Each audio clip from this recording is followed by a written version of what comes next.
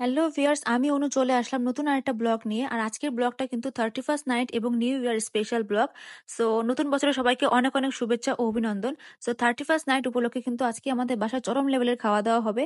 আর আজকের মেনুতে আছে হচ্ছে ডিমের কোরমা, হাঁসের ডিমের কোরমা এবং মাটন। আর এর সাথে আছে হচ্ছে পোলাও। সো আমরা কিন্তু দুজনেই, আমি আমার হাজবেন্ড, আমরা কিন্তু দুজনেই ডিমের কোরমা অনেক বেশি পছন্দ করি। আর আমি চিকেন পছন্দ করি, ও মাটন পছন্দ করে, এই জন্য আজকে বাড়িতে মাটন রান্না হচ্ছে। সো এই যে দেখুন, আমার ডিমের কোরমা কিন্তু অলরেডি চলে এসেছে, রান্না করা শেষ হয়ে গেছে, ফাইনাল লুক। সো দেখতে যতটা সুন্দর হয়েছে, স্মেলটাও ঠিক ততটাই সুন্দর এবং খেতেও কিন্তু ততটাই টেস্টি হয়েছে। সো এরপর আমি চলে গেলাম মাটন রান্না করতে। এই যে দেখুন, আমি মাটন রান্না করতেছি। সো ও কিন্তু আমার হাতের মাটন রান্না করাটা অনেক অনেক বেশি পছন্দ করে। যদিও আমি চিকেন পছন্দ করি, তবে আমি সবসময় ওর পছন্দটাকে বেশি প্রাধান্য দিয়ে থাকি। এই জন্য ওকে বললাম যে আজকে মাটন রান্না করব। সো ও অনেক খুশি হয়েছে আজকে মাটন রান্না করার জন্য। সো আমি কিন্তু অনেক অনেক মজা করে কিন্তু রান্নাটা করতে পারি, এবং যেকোনো রান্নায় কিন্তু আমি অনেক মজা করেই করতে পারি। ঠিক আছে, খুব সুন্দর হয় খেতে, অনেক টেস্টি হয়। আর ও যেহেতু আমি মাটন রান্না করব, সেটা ও শুনে অনেক বেশি খুশি হয়েছে। তো যাই হোক, আজকের দিনে বাবা মার কথা অনেক বেশি মনে পড়তেছে। সো ওনারা থাকলে অনেক বেশি খুশি হতাম। সো এই যে দেখুন, মাটনের মধ্যে কিন্তু আমরা রসুন খাই, আস্ত রসুন, গোটা রসুন। এটা কিন্তু হাজবেন্ড, আমরা দুজনেই কিন্তু অনেক বেশি পছন্দ করি। চিকেন হোক বা মাটন, তার মধ্যে আস্ত রসুন অবশ্যই দিতে হবে।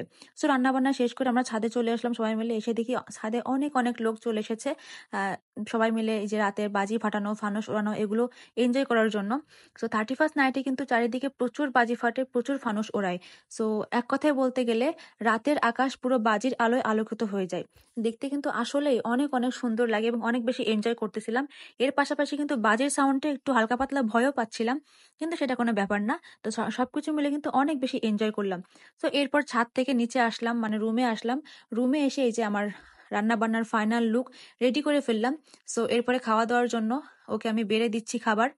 ঠিক আছে, আমি কিন্তু ওকে খাবার বেড়ে দেওয়ার সময় অনেক বেশি ভয় পাচ্ছিলাম যে আসলে কেমন হয়েছে রান্নাটা, ও খেয়ে কেমন বলবে, ভালো লাগবে নাকি।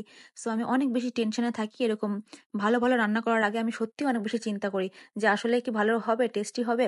সো সবকিছু মিলে লাস্টে অনেক ভালোই হয়, অনেক টেস্টি হয়। সো এই যে দেখুন, ও আমাকে খাইয়ে দিচ্ছে, এটা কখনোই ওর মিস হয় না। আমরা যখনই খেতে বসি, যেখানেই খেতে বসি, একসাথে ও আমাকে এভাবে আগে খাইয়ে দেয়। ঠিক আছে, আর ও আমাকে ছাড়া কখনো আগে আগে খেয়ে নেয় না, একসাথে খেতে বসে, যেখানেই হোক না কেন। কারণ আত্মীয়র বাসায় বা সব জায়গায় ও আমাকে একসাথে খেতে বসবে এবং আমাকে খাইয়ে দিবেই। তো সবকিছু মিলে খাওয়া দাওয়া করে ও আমাকে বলছে রান্নাটা অসাধারণ হয়েছে, পুরো 10-এ 10 দিয়েছে। আমি শুনে সত্যি অনেক খুশি হয়েছি। যদিও আমি যেমন যেটা রান্না করি সেটা অনেক বেশি টেস্টি হয়, তারপরেও ভয় পাই, আর ও খুবই টেস্টি করে সেটা খায়। সো আজকের ব্লগটা ভালো লাগলে অবশ্যই লাইক, কমেন্ট, শেয়ার করবেন। আর আমাদেরকে সাপোর্ট করে পাশে থাকবেন। তো সবাইকে happy new year, thank you.